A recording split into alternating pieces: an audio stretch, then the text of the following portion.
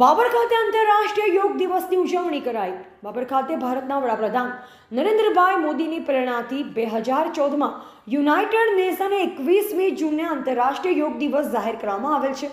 2015થી આ દિવસ આખા વિશ્વમાં યોગ દિવસ તરીકે ઉજવવામાં આવે છે।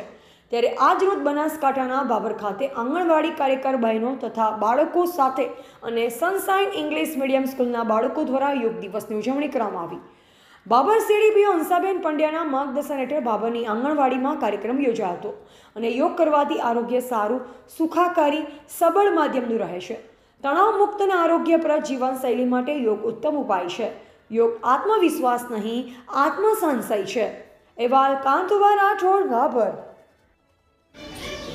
આજે બાબર ઘટકની અંદર બાબરની આંગણવાડીઓની અંદર વિશ્વ યોગ દિવસની ઉજવણી કરવામાં આવી, જેમાં બાબર 4, 16, 10, 11, 17 અને લગભગ 14-15 બહેનોની આજે હાજરીની અંદર બાબર ઘટકની અંદર સારી ઉજવણી સાથે આજે બાળકોએ ઉત્સવભેર ભાગ લીધો।